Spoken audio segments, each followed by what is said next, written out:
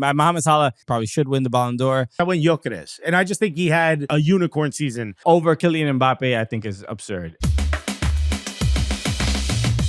Let's do our European season superlatives. We're gonna start very quickly with team of the season. Let's go with best 11 for the year. Why don't you give me yours? All right, pull it up on screen. Here we go. How exciting is this? Look at the money we have available to us. Yahoo is invested in the Cooligans project, but no, if you're watching this, if you're only listening to this, you're missing out on the graphics. But we got my team of the season, and this is impressive so far. Okay, so let's start. What you want to go from the back? You want to start from the back like it's your girl's birthday? Or you want to start from the top? Okay.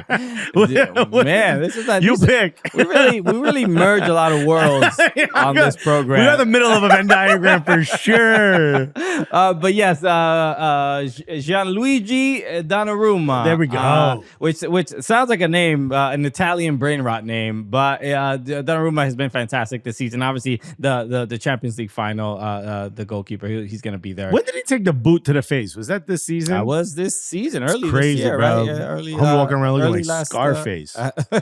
And I'll go quick to the defenders. Denzel Dumfries, who's at right back, who's been incredible this season. Gabriel Magalhaes, Virgil van Dijk, and Nuno Mendes. Can't go wrong. There's solid shouts. And then in midfield, Alexis McAllister, Pedri, Declan Rice, and then Alexis McAllister was an interesting one. This is, I think he has been a. I feel like the most questions were in midfield. Underrated this season. Obviously a big factor of why. Now I also credit Liverpool winning the league, but also winning in a it was never really that close. Never in question. It was just so unbelievably consistent, and he's been a big reason for that. I agree he had a great season. I didn't put him in my best 11. But okay, I get your point. Why? But who are your forwards? And then my forwards will be Rafinha. I think that's not too much of a shock to most people. Kylian Mbappe, okay, up top, and Mohamed Salah on the right wing. And, interesting. And Mohamed Salah, who I think who probably should win the Ballon d'Or.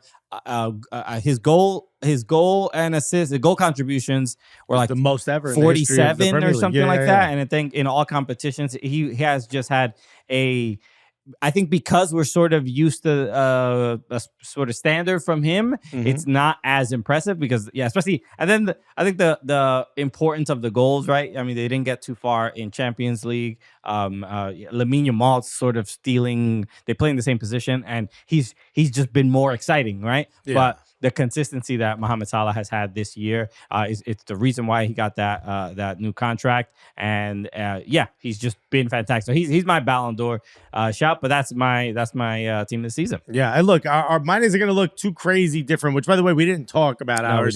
We didn't share any information, and it came out pretty similar. So let's pull mine up. I think you'll be impressed, right? I want to start from the back. I don't want to take my time there. You know what I mean? Really show them that they're loved, and I appreciate everything. Of course, Donnarumma. Damn, I said start from the back, and that name has my wife's name at the beginning of it. That's crazy. That's crazy. I just realized that. I just put that all together. Yeah. Your lovely wife, Ruma. Yeah. Donna for sure. Donnarumma. Definitely just an incredible season. And at times you think he's not really as good as the hype that he had when he was young. And he continues to not only live up to it, but beat expectations and incredible season so far, especially in Champions League. For the back line, you went right back to left back, so I'll do the same thing. We differentiate here a little bit. Hakimi, for me, just proved how versatile he is. The player every Liverpool fan thinks Trent Alexander-Arnold is Hakimi. He's absolutely incredible going forward. He's absolutely incredible tracking. He's even better defensively. He can track back. He's got that speed. He's got that pace. He creates problems for anyone down whatever side he's playing on, typically on the right. I would say Trent is better going forward, but I would say all around, Hakimi's better in the final third. Trent's better sending diagonal passes. Okay, yeah, I get and that. Maybe even in free kicks. Sure. For me, Bastoni continues to prove that whatever it is that Inzaghi has in his brain is really, he's the only person that could figure it out and somehow works. There are moments where Bastoni's passing to another center back in the final third and like purposefully. It's not even during a corner. This is like purposely. Bastoni is so versatile. He's a player that is absolutely a great center back and absolutely really, really good 1v1, but is so versatile. He could play almost every other position on the pitch if asked. And to me, the future of defenders in Bastoni. Gabriel Magalhaes had another incredible season. My group chat won't stop roasting me for wanting him sold a few years ago when Arteta said he wasn't part of the plans anymore. I bought in, and now I can't get stopped roasted for it. And then obviously Mendes as well. For midfielders, you and I separate a little bit, right? We both said Declan Rice and we both said Pedri. For me, Vitinha deserves a shout. This is PSG heavy, but the season PSG had both in club football and European football, like in domestic league and in European football, absolutely incredible. For me, Vitinha is one of the most important reasons why they had the season they had. He is such a stable force in that midfield.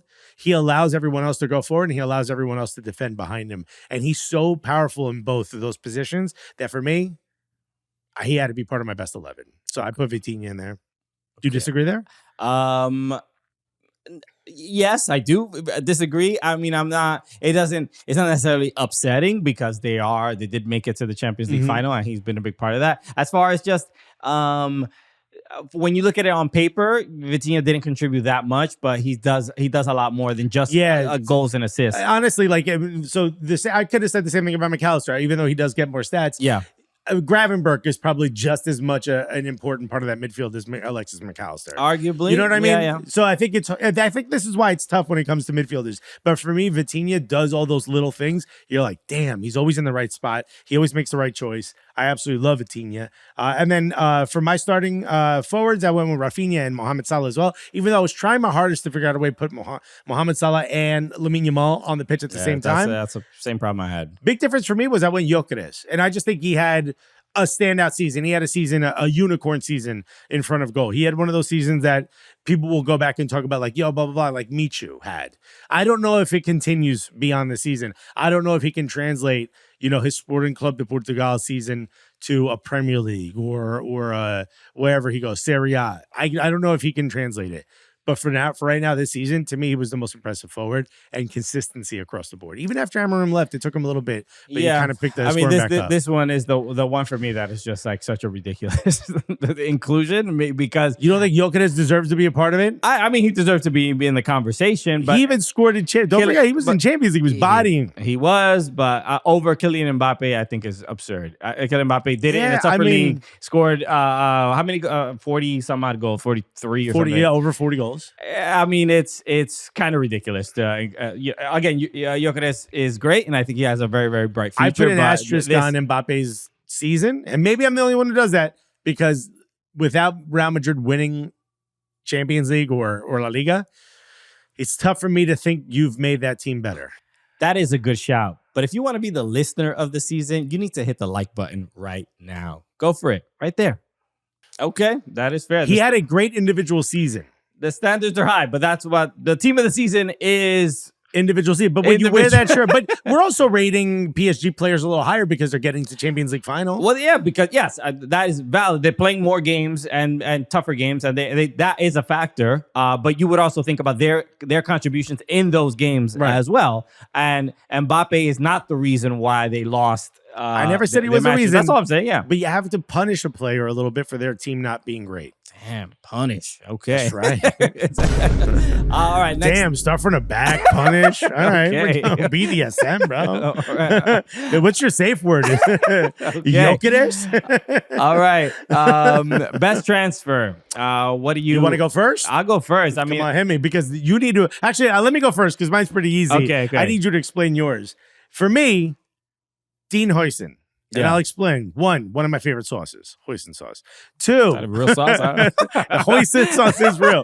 Here's why I picked him. He cost $17 million, and they flipped him immediately to Real Madrid in the following season. And yet, obviously, he was very useful for them. Clearly was very impressive and very good. I mean, you're looking at it here, 31 matches, 3 goals and an assist. I mean, at the end of the day, who really cares? Your goals and assists. the most interceptions on the team. He's an incredible defender, and to grab someone to be a team at the level of Bournemouth, to go out and buy somebody from a pretty big club and then immediately be able to sell him to a much bigger club for 4 times the amount, that's great business. And that, to me, it's got to be one of the best transfers.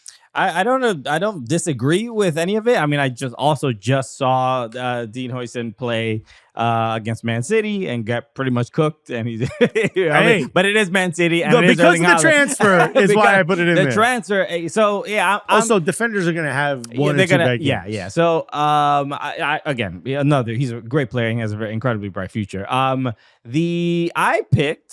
choice was Mikel Merino because I took more consideration into the contributions to the team.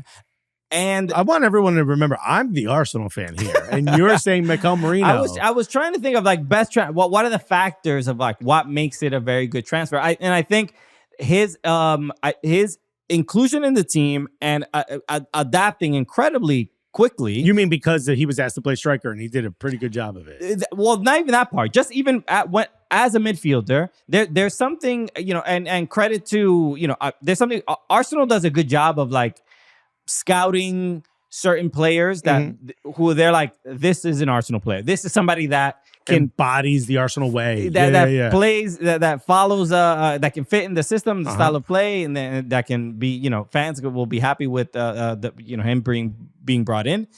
But he was just and then having to play striker, and then as soon as being put in that position and still being like when the game before Real Madrid against the in Champions League, we were just like, I mean, we don't have, every Arsenal man was like, we don't have a striker. Yeah. I mean, if we can not get blown out, that'll be a good result. And he gets goals in those fixtures. He gets assists in those fixtures. He was incredibly it's not even like, I don't think he's not, obviously he didn't help them like win the league. They didn't get to that point, but Arsenal continuously being in second place and having a deep run in the Champions League, I think he's a very big part of it. Given all the injuries and stuff like that, he adapted and adjusted well. So I thought that was in the hindsight, I feel like it's a very good transfer for Arsenal. I don't disagree. I think I hold against them the fact that he wasn't able really to find his place in the midfield. He was brought in as a midfielder, and we really didn't see him shine until he was asked to be striker. I disagree with that completely. We didn't see him shine. He didn't have a consistent place in the midfield. No one knew exactly why he was being brought in, other than the fact that he's a duel winner, and he wasn't even winning that many duels. I think he's a great. I think he's a great, even as a substitute or whatever. Sure, but he wasn't brought in to be a sub. I get it, but that's the only thing I hold against them. It still worked out pretty well. I don't disagree with you, but I hold against them. I put a little asterisk that he didn't really solidify himself a spot in the midfield, and then all of a sudden he's a great striker, so he's getting used a lot more. Sure. And by great, I mean he was an able body who scored. I don't think anyone would go out and transfer him into their team just to be a striker. Of course. All right. All right, so why don't we go with biggest disappointment? I'll go first on this one. It's hard to consider it a disappointment because it feels like, we've watched this Titanic been slowly sinking for years, but Manchester United, to go out and get the guy that was a surefire manager in Ruben Amorim, to get rid of Erik ten Hag, who I felt like did a little bit, but wasn't doing enough to really solidify the place for, or really put Manchester United back where they're supposed to be. The Manchester United that we all know, and again, neither one of us are Manchester United fans, but I think we both agree the world of football is in a better place if Manchester United is playing well and is a tough team to beat and is drawing attention and drawing eyes and playing in Champions League. And for them to finish all the way at the bottom of the table, just outside of those relegation spots, and for seemingly there to be so much work that needs to get done to get this team back into the spot. Plus the stadium is leaking. Plus, people are being fired. Plus, historians of the club are getting sacked, and there's no food and there's no money. There's like seemingly a laundry list of issues that I don't know how they fix this. That to me has got to be the biggest disappointment. Not one thing went right for them. Nothing. Yeah. I mean, I'm not going to disagree with you there. I mean, to me, it's like, it's not one of those, how sometimes parents are like, I'm not mad, I'm disappointed. Yeah. This is like, I'm mad. Like, no, man. It's like beyond. I'm also disappointed, by the way. But I'm kind of mad right now. It's chaotic. The team has so many institutional problems that it's like, biggest disappointment is not even close enough for what Manchester United going through. But I understand. My biggest disappointment in Europe, for me, AC Milan. AC Milan getting just a very mediocre season, missing out on European football, and obviously having players like American players and Christian Pulisic and Yunus Musa miss out on playing in Champions League or even Europa League or anything like that. Especially when the World Cup is a year away. That is like, for me, the right word is disappointing, because I'm watching games, especially when they had the who was the manager? Paulo Fonseca. Paulo Fonseca was the manager beforehand, and then and Conceição looks like he's not even staying now. I mean, how could you after this? And it's an embarrassing run of form. The last few games with Fonseca, the Conceição didn't really fix it. I mean, they won the Super Copa Italia, and that was, so you thought like, all right, this is what's gonna bring the vibes in, and bring in Santi Jimenez, and it's just I'm watching games and I'm just like, what is this? Yeah, like it's they don't even know who they are. It's so odd from finishing second last year to what it is now, and it's just everybody who you sort of expect. That really the only player that kind of shows up is Christian Pulisic and Tijani Reinders. Reinders is a big piece of it, yeah. But something is really missing. I don't know if it's whether it's Rafael Leao not getting. I think he gets like a lot of unfair criticism, but bro, it's. And you would have to put it on the manager, because it's so sad to see what this team could be, and it's not like they don't spend a lot of money and all this other stuff, but just unfortunate. And I wonder if Christian Pulisic even stays there. I wonder if he stays. I kind of, part of me hopes he does, and part of me hopes he doesn't. And I will say, a lot of it, once they let Maldini go from the front office, you can't get rid of a proven winner. You just can't. Sure. Look what happened. All right, next up, what is the best moment in the European season? What you want to go first? Me to go first? Sure, I'll go first. For me, I'm an Arsenal fan. Everyone knows that, but I'm a fan of the sport. I'm a fan of the storylines. I'm a fan of the drama, the soap opera sometimes, and sometimes good things happen, and it feels like even your biggest rivals are kind of happy for you. And I'm not necessarily sure that's exactly the case here, but it feels like the footballing world was really happy for Crystal Palace to finally win a trophy. I mean, I just think of, all the Crystal Palace fans that I know. Top of the list, Rebecca Lowe, man. Sure. So happy for her. I'm so happy for all my Crystal Palace friends who really had nothing to root for. Andrew Menso, we've had on the show, big Crystal Palace fan, his cousin's on the team. Those are the moments where you're like, man, this is a cool story. There's going to be a moment that fans of this team are going to have for forever, where they were in that moment. And I got to watch that moment as well. I'm really happy for Crystal Palace and their fans. Sure. I mean, you mentioned Andrew Mensah having a cousin on the team. Yes, he also scored in the FA Cup final. Yeah. The only goal of the game. Yeah. But yes, outside of the not called red card, I don't want to take away from the moment. Listen, sometimes footballs, bro. I mean, but it was an incredible moment for me. The biggest, even though that's a very sweet moment, but I think for me and for Everton fans, and this may sound a little corny to a lot of people, because it wasn't in a victory, but it felt like one. But James Tarkowski scoring at the final. Are you kidding me?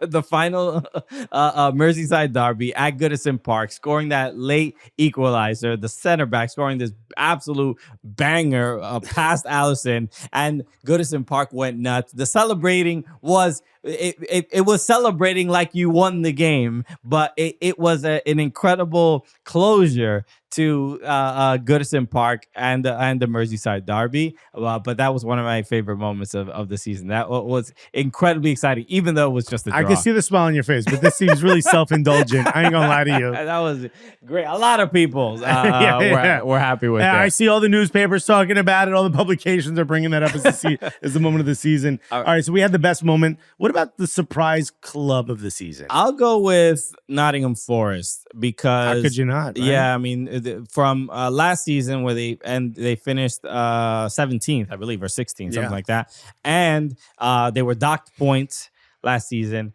and this time around, and by the time this comes out, we'll know if they already qualify for Europe, but we don't know if they qualify for Champions League. But they might be in the Champions League. They will have effectively doubled, more than doubled their point total from the previous year, which is incredible. I mean, and so incredibly impressive. And it's one of the things I'm like, as an Everton fan, I'm like, how the hell do you do that? What did you change? Why didn't we get that script? Yeah. What? Yeah, it's just like, are you feeding them something that we're not? What Nuno's done is really, really impressive to be able to do that. Yeah, so he might not stay. Okay. There's some rumors that he might go because of the dispute with Evangelinos. Yeah. Right. I'm going to use yours to hopefully inspire my choice, which is going to go back to Manchester United. Okay. But a team finished in, 17th? Yes. You said? They're potentially going to finish either 16th or 17th. And that maybe can inspire them next season to not be this trash. Because this has just been a capitulation after capitulation after capitulation. Yeah. And I've already said enough, but Manchester United is my surprise club of the season for a negative. How surprisingly bad. For how surprisingly bad. But maybe there's a chance next season, if you're a fan of Manchester United, look what happened to Nottingham Forest. Okay. Maybe this could happen to you. Go out and get Nuno, man. That's what Manchester United need to look at Nottingham Forest for inspiration. Yeah. Remember, if you would have told someone that a few years ago, absolutely crazy. All right. We're going to take a quick break, but we got a couple more season awards that we're going to talk about right after this. So player of the season right after this. All right, we're back. We've got a lot more to go over, including player of the season. Christian, hit me. Who you got? I think I mentioned it or alluded to it earlier, but Mohamed Salah. I think what he's been able to do at his advanced age. Oh, senior PGA Tour member. It's impressive because it's been oddly subtle. Like I mentioned it before. Like he has scored important goals. He scored a couple penalties, and it just because it was so consistent, it was almost like less impressive. But I'm not trying to knock the fact that he didn't score like too many like insane goals. They were just consistent. They were often. They helped the team stay consistent in the Premier League. Nah, he was unplayable for most of the season. So Mohamed Salah's my player. I get it. And when we were coming up with our best 11s, I tried to find a way to take Mohamed Salah out of mine and put in my player of the season, which is Lamine Yamal. Mm-hmm. I mean, what an incredible... He's put himself on the map in a big, big way this year. It's getting to the point now where next year he's going to be playing with the number 10. It's getting to the point where people are already talking about he's better than, Lionel Messi at this age, than how Lionel Messi was at this age. This is incredible talk for a player that's young, and seemingly we haven't seen his ceiling. He's completely changed the fortunes of Barcelona around. It feels single-handedly, even though it's not. Obviously, there's a lot of great players on that team. Rafinha had an incredible season as well, just on the other side of the pitch. But Lamine Yamal is the name we all talk about. He's the player that every kid wants to wear their jersey. He is the new, is it going to be Mbappe? It's Lamine Yamal's the guy. Yeah. That's the person we're all talking about. This was the year that he ushered himself into that upper echelon conversation. He will be on the Ballon d'Or conversation from here on in. I don't think he wins it. I think Mohamed Salah beats him, but I think he will be part of the conversation from here on in. Sure. Yeah, I think if Barcelona is in this Champions League final and Barcelona win, I would probably say the Ballon d'Or would probably end up with Lamine Yamal. Yeah. Like it was that he was that impactful this season. All right, manager of the season. Why don't you go first? My maybe it's controversial. I don't think it is, but Arne Slot again the mentioning Mohamed Salah and the consistency, and again the fact that it was basically never in doubt for Liverpool. They ran away with the season. There wasn't even a moment of like, early in the season or whatever. But they were they ever not in first? Maybe in the first 5 weeks, first or second week or whatever. But outside of that, and credit to just how the team played, but also. I don't know if you credit the manager or the physios or the staff, but like the fact that no one got injured, basically. Everybody was available the entire year. Yeah, it was really frustrating as an Arsenal fan. I'm not going to lie to you. It was remarkable. So there's a little bit of luck there, I guess, with injuries. But Arne Slot was it's just like, he's like the boring manager of the season. He just did his job and did his job incredibly well. I'm gonna go with Nuno Espiritu Santo. Nino Brown? Yeah, dog. I mixed his name together. And I think what Arne Slot did is super impressive, but Nuno Espiritu Santo did it with not that same type of player. Right. You know, Arne Slot walked into a really a lot of good ingredients to cook a meal, where Nuno Espiritu Santo had to convince some of these players. They saw what happened last few seasons, had to convince them that they're better than that they're bigger than that, and they certainly didn't. And to get what he got out of Chris Wood was out of this world. I mean, just the fact that Nottingham Forest is going to be in European football next season. We don't know if they qualify, if they clinch for a Champions League just yet. But the fact that they're going to be in European football at all is huge. It doesn't matter to me what level. I don't care if it's conference. To go from fighting for relegation to avoid relegation last season to this, absolutely incredible. Nuno Espiritu Santo did something I didn't expect. I wish Gio Reyna would have stayed on the team. Now that I'm thinking about it, they wouldn't be in European football. You don't know that. He'd be on our bench rooting them boys on. You know what I mean? So, all right. Let's move on to best young player. Which is a U23 player. So we both have the same one here. I mean, it's not too much of a shock. But who else are you gonna put? Lamine Yamal. I mean, is there anyone even that would come close as far as a young player? I mean, it might be another player on Barcelona. That's probably right. I mean, I can't think of anyone else that even belongs in the conversation right this moment. Pedri I would say is the only other one that really comes to mind. Sure, but if you look at Barcelona, you think which is the best young player on this team, you're going to go right to Lamine Yamal. And what I love about Lamine Yamal is that he plays, I don't know if it's that young naivety, because we've seen young players do this before where they play like, I'm not that impressed by you. Whatever, I could cut you up. I don't care if you have a mortgage. You know what I mean? I don't care if I had your poster on my wall. He plays with this confidence that he's like, you wish you were better than me. And I'm younger than your children. You know what I mean? It's crazy. And he just does TikTok dances all day and scores bangers. Yeah, dude. He tried to teach it by and PK how to dance. And them boys got no hips. Okay. Next up, most improved. We have the same one. We got the same one as well. Obviously, Nottingham Forest. I mean, again, the improvement there has just been remarkable. You know, it's not easy to have from one season to another to have that kind of improvement.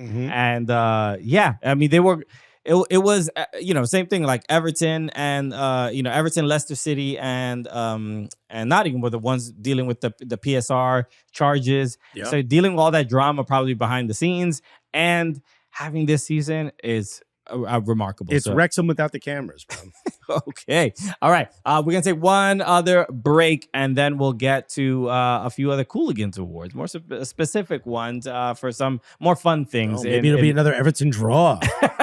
You all loved it. All right. All right. We'll be right back.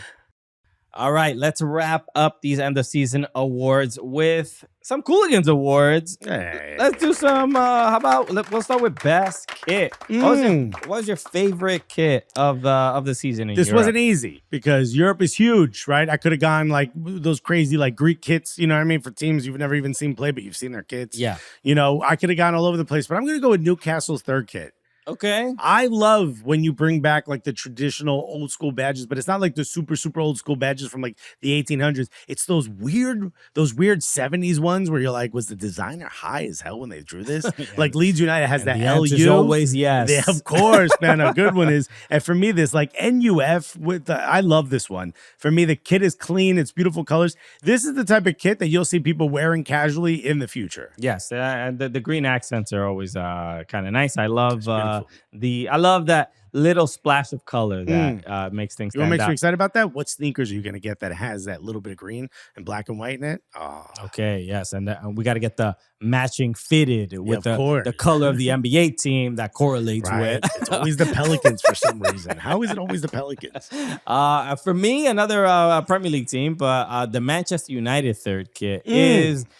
to me, gorgeous. It is. You talk about a shirt that you can wear, like outside and you can wear it sort of Casual, casually. yeah. Manchester United kit is 100% one of them. It has just a nice the bars on the top. The stripes across the chest, always a good touch. It's subtle. It's fun. It looks good, and yeah. So I'm just a huge fan of this. This was it's a shame that this it is white below that black bar. If you're watching, you can't see it because the lower third is blocking it, but it is beautiful. It is a shame that this kit had to be associated with this season. Because it's haunted. They look haunted. The best looking kits are associated with one of the worst seasons in Manchester United history. But you know what I love it as well? It's just the little red devil. The little red devil, yeah. Well, it's like colored in black, but it's just the devil. It's not the full badge. Same thing with like NUF. It's a little bit of an alternative badge. I mean, third kits usually you can have a little bit more fun. Yeah. Everton just has the tower. The little tower, on this 30, I believe so. Okay, so let's move on. How about best goal celebration? All right, here's where I show my Arsenal true colors. Miles Lewis Skelly, 17, 18 years old, sitting down, doing the back to Erling Haaland. This was, for me, I love it, man. He had no fear. And what I love most about this is the conversation that started after, like, should you be allowed? Is this disrespectful? When Erling Haaland does it, everyone's like, all right, especially in England, though, that's a good white man. But when someone else does it, well, that's not a good white man in their eyes, all of a sudden it becomes a big topic of conversation. Shouts to Miles Lewis Skelly. Shouts to doing stuff like this. If you're young, it doesn't matter how old you are. If you're on the first team and you score a goal, son, celebrate however you want. I got your back forever. Look at that. And look, the one season Manchester City is like basically struggling and in the mud, and then Arsenal still do not win. I don't know what you're talking about. We got ours. We're gonna have a parade. We're in second place.